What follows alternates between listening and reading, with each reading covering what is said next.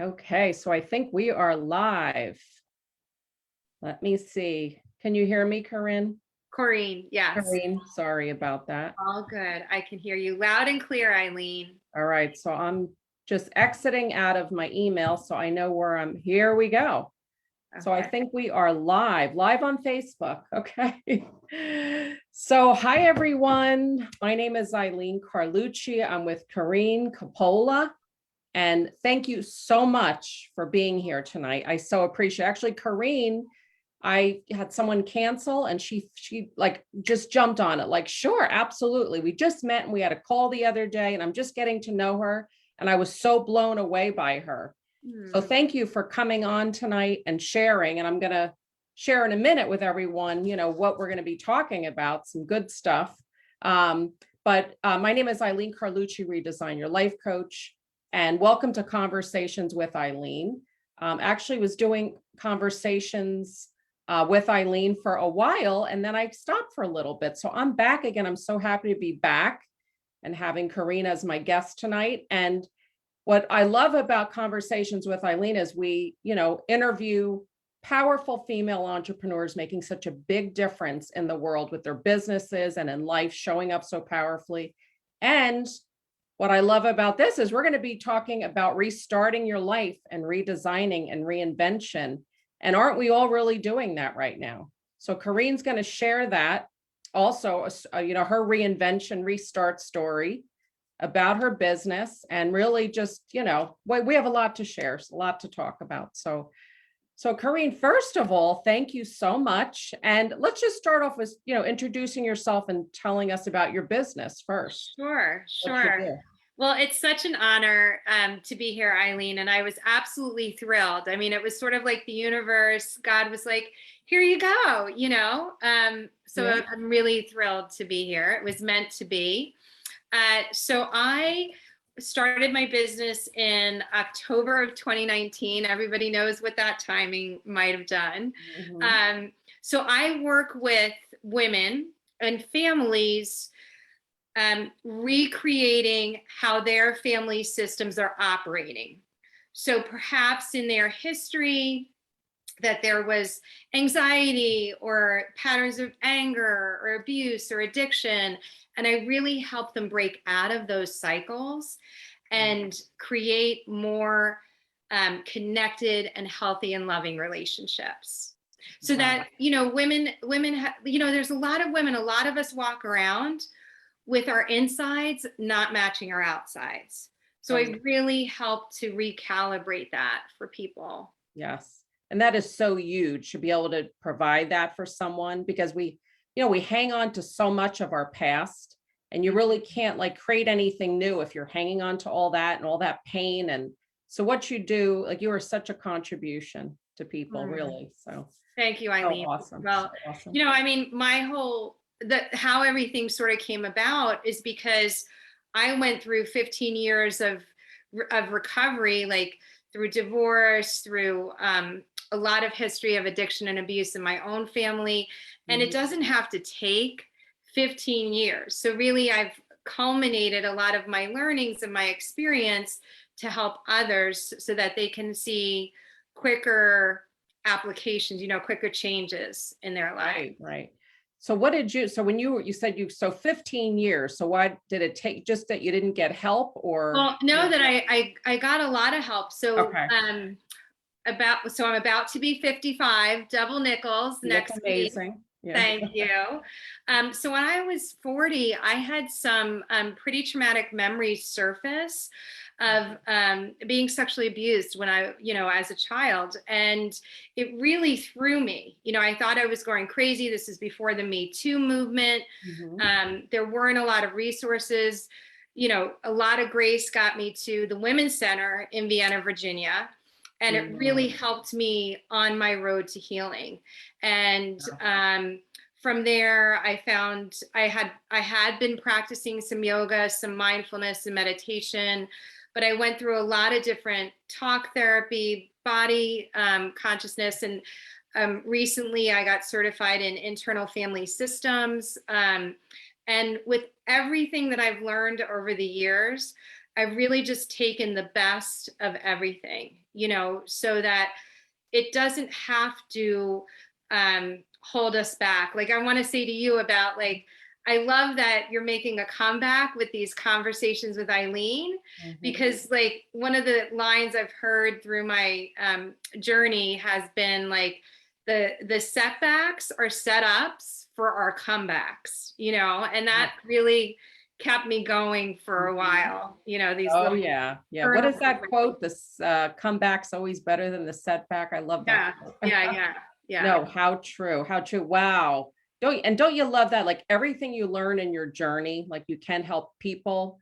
You take the best of all of that, and like, it's amazing how you kind of cleanse everything. I mean, yes, of course the memories are still there, but you can get rid of so much of that you're holding on to.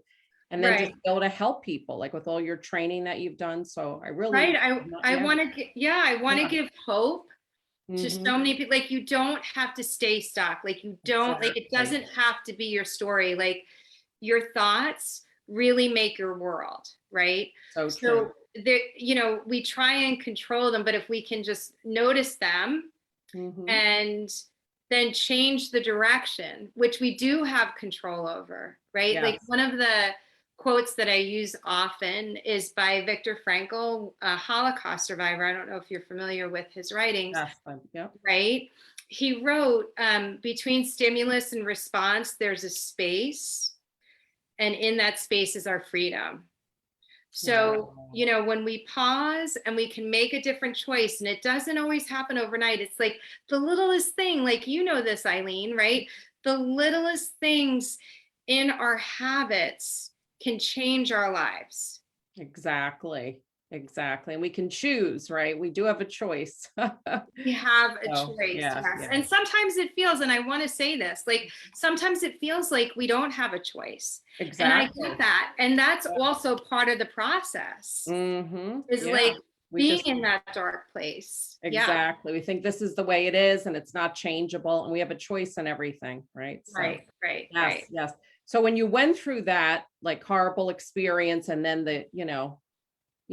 so how did you, like, where was the restart, and like to have you start your business, like, the new beginning in that? So everything sort of unfolded, right? Like, so what happened a few years after that is, and my daughter at the time, my daughter now is 23 years old, but at the time when she was 14, in her high school, there was a series of suicides. Oh, wow. Like 7 suicides.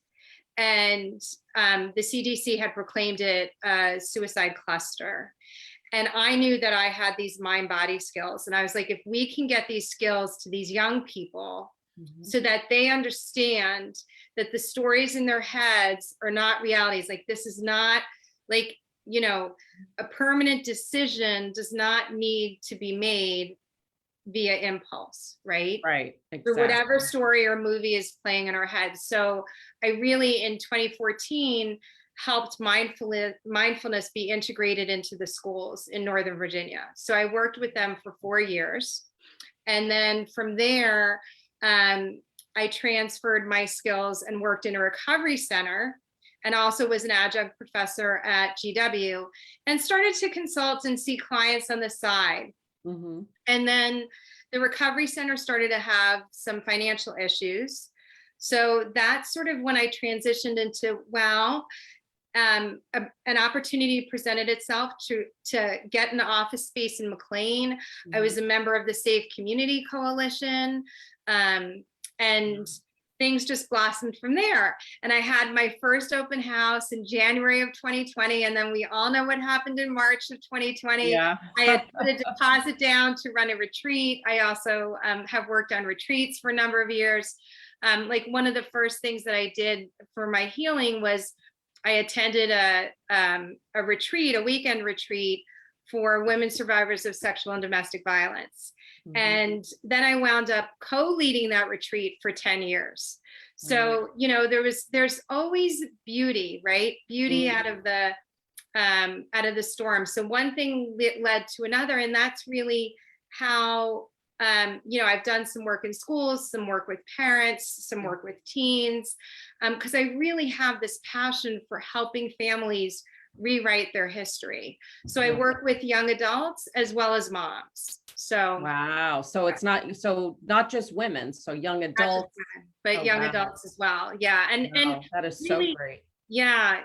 The young adults that I've worked with, have a history of trauma in their past. Maybe there's been some assault or a suicide in the family. I mean, it's really, really tough things that a lot of young people have to navigate nowadays, know. Yeah. And then supporting the parents around how do we support our children in a way that is healthy. Yeah. Wow. So you started your business then, because you said the beginning of 2020. Was that the retreat, or when did you start? No, the retreat I had done like 10 years prior. Okay, right? got it. The retreat was, so I'm sorry, I like to jump around a lot. Okay, no, that's but I work in retreats. So I've also done a lot of contract work with some youth-based organizations.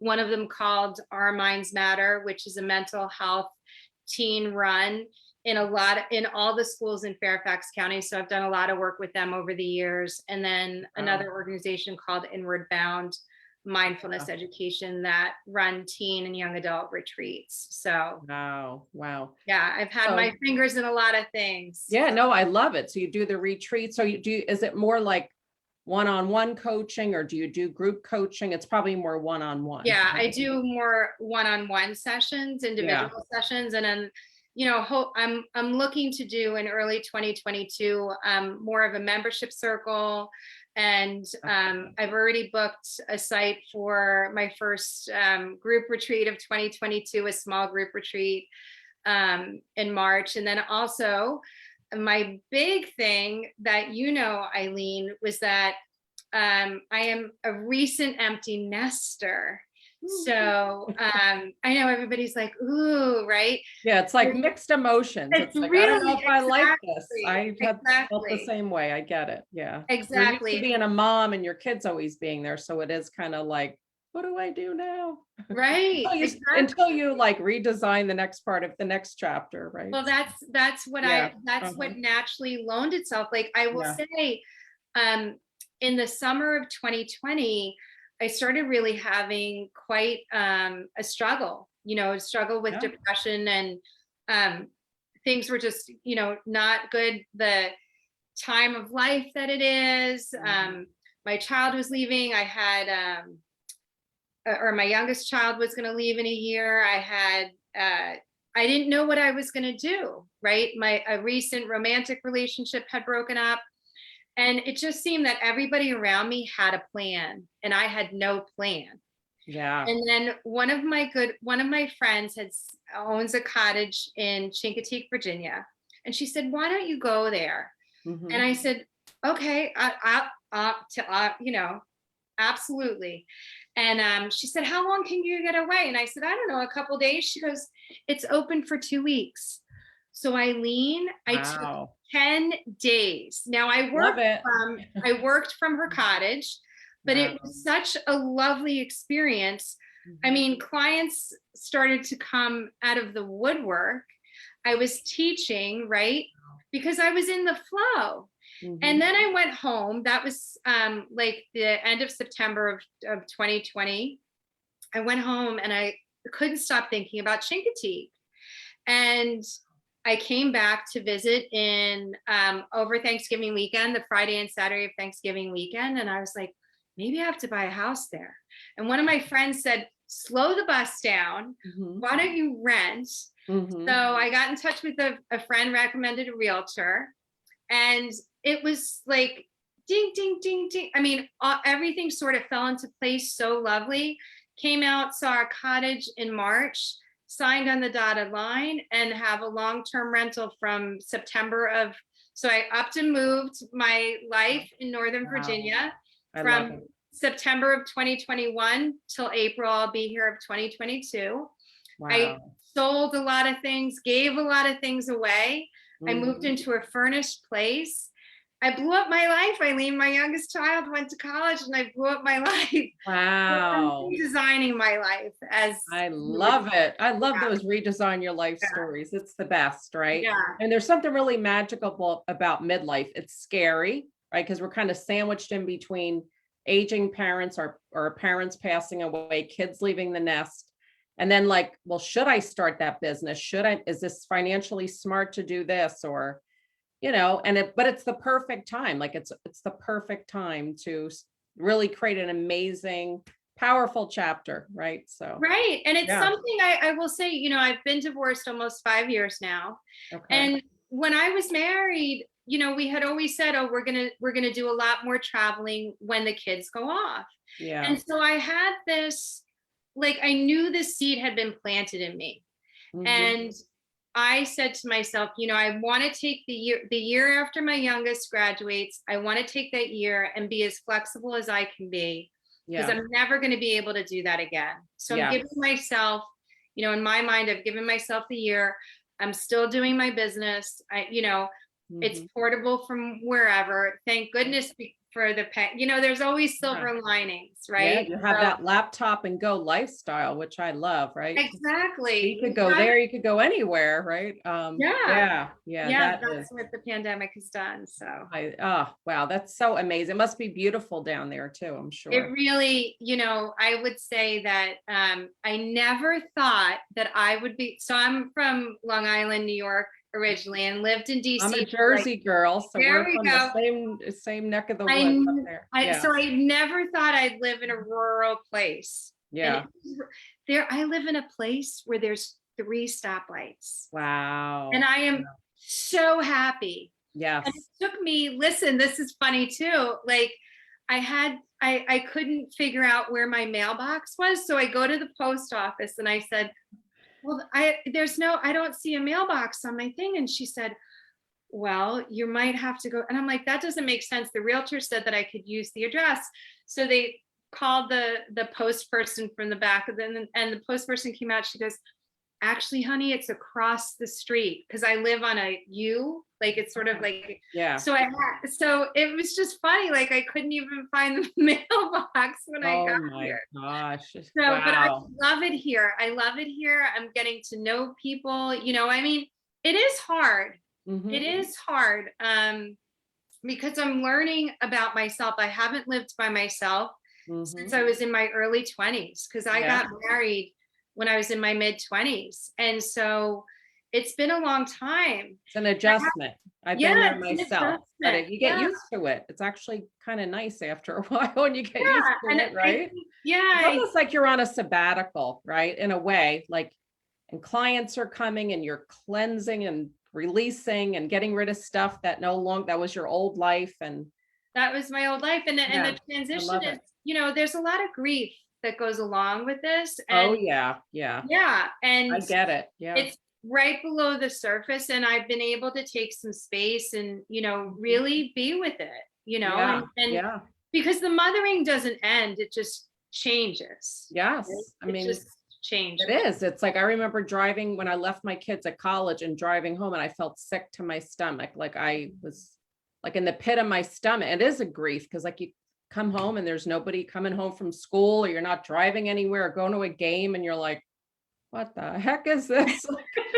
This is really my life. Like, where's my kids? Like, it's like almost like a cool joke, motherhood, right? They're your whole life, and then they're just, you're happy for them, but it just takes some time to adjust, right? Yeah, it takes time, and that's what we don't give ourselves. Yeah. We think like, oh, the magic wand, it's supposed to, we're supposed to be this, we're supposed to do that. And no, and even though I'm living in this beautiful place, like it's not an idyllic life. Like, we still have the same stressors, just in a different place, right? Right.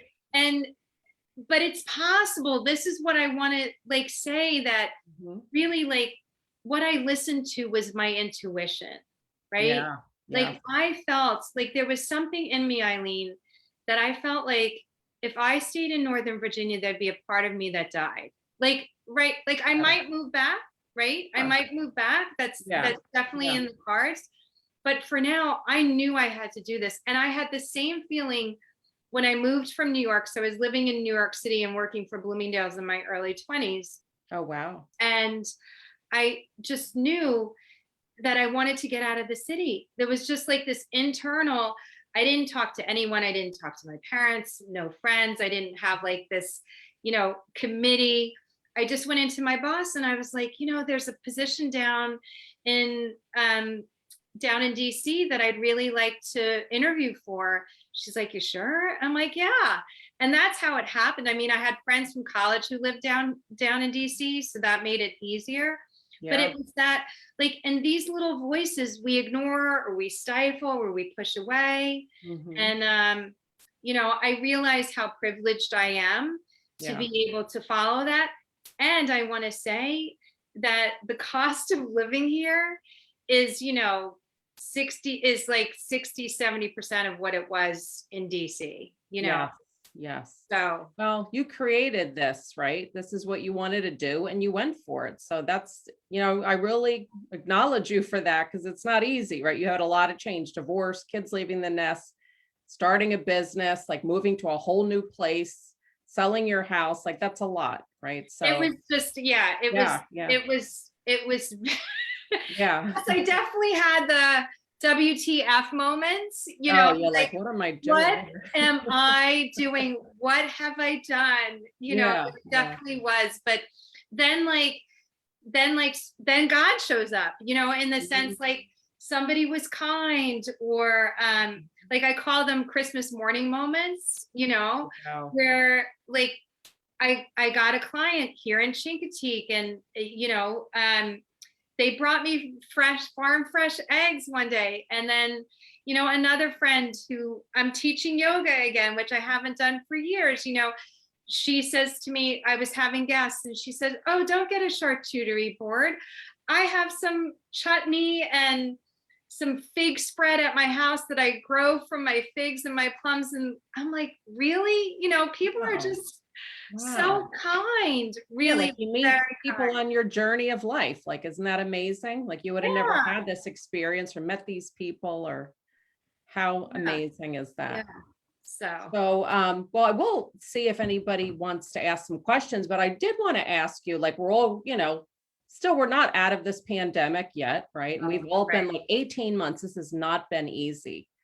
So do you have any suggestions or any advice, like words of wisdom for people during these times? Like, just there's still a lot of uncertainty and just a lot going on. So what do you suggest for people? So it's so funny you asked that, Eileen.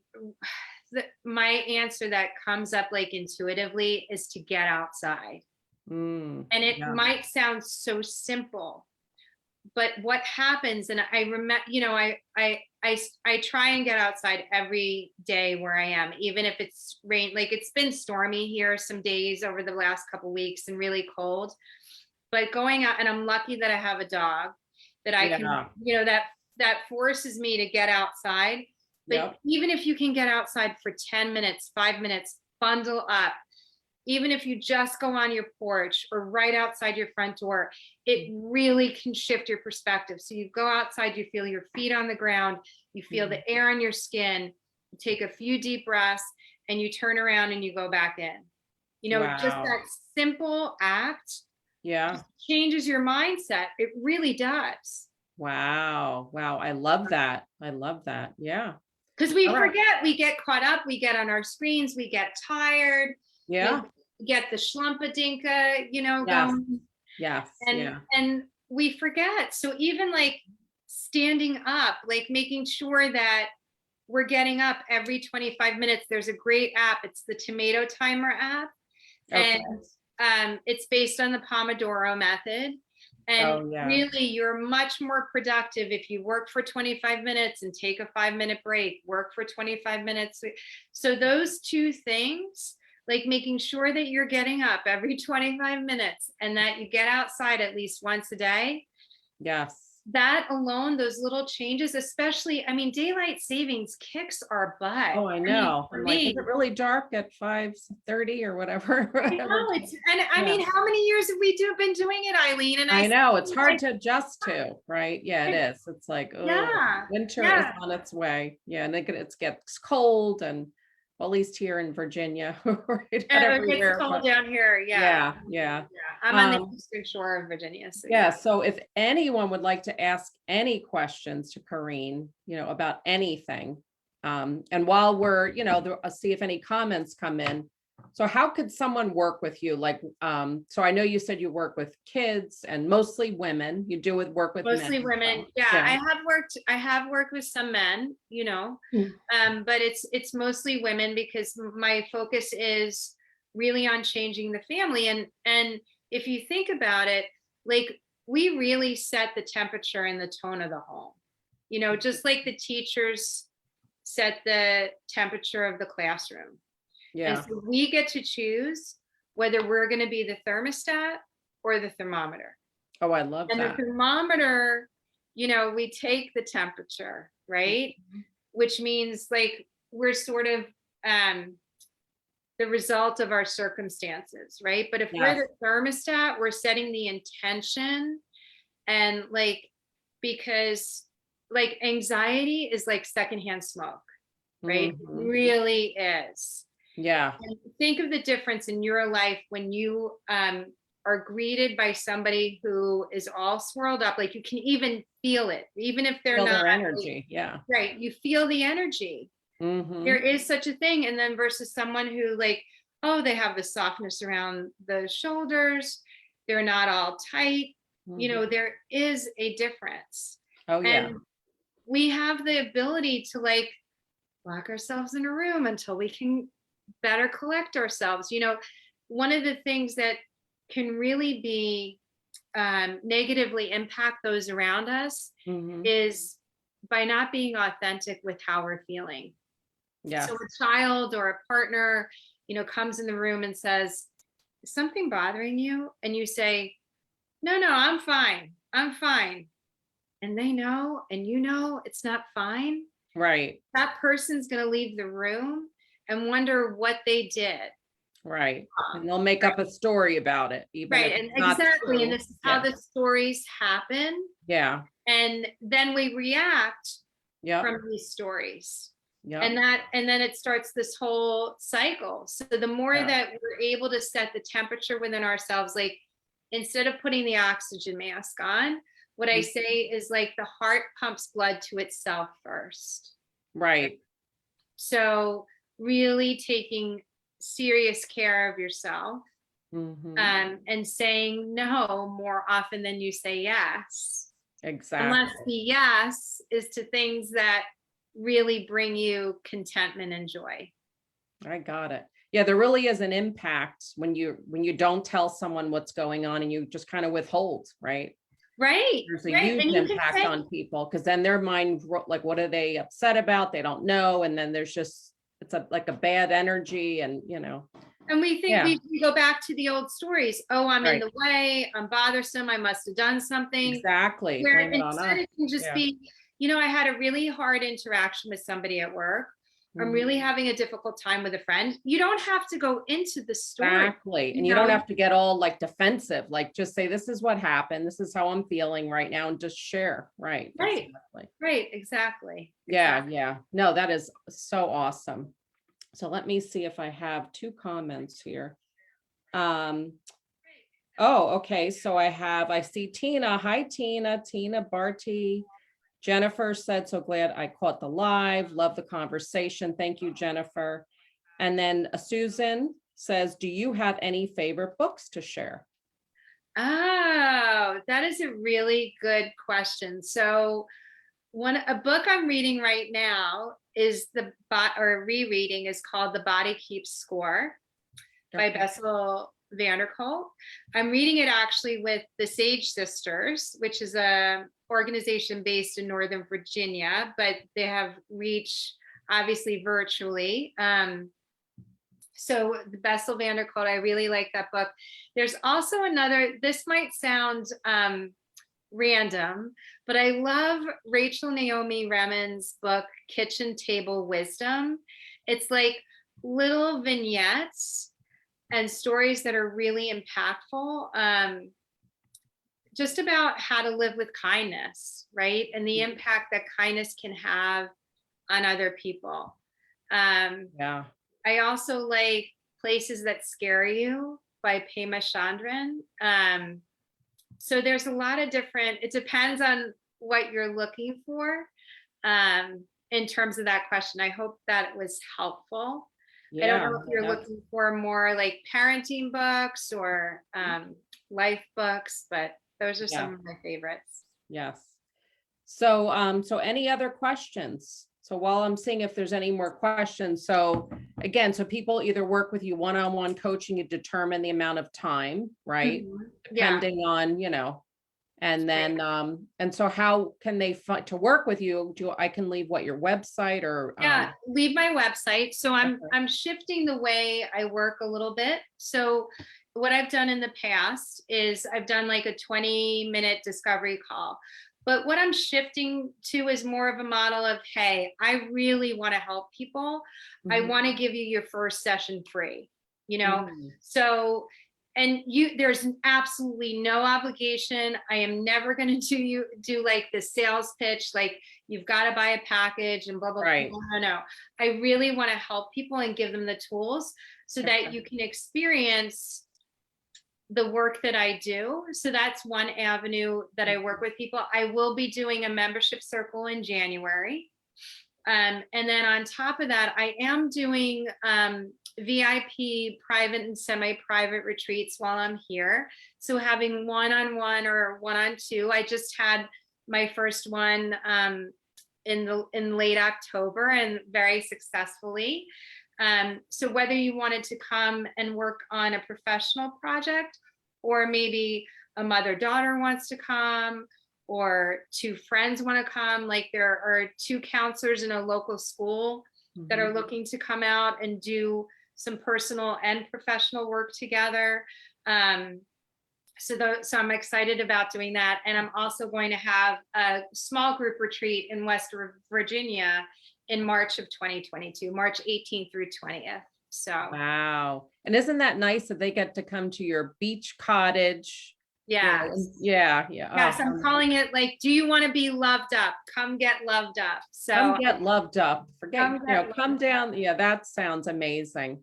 And you said you had the VIP retreats. And then, you know, again, just to I would in closing, like tell the audience who you help again, like, you know, just the bullet points of, Sure.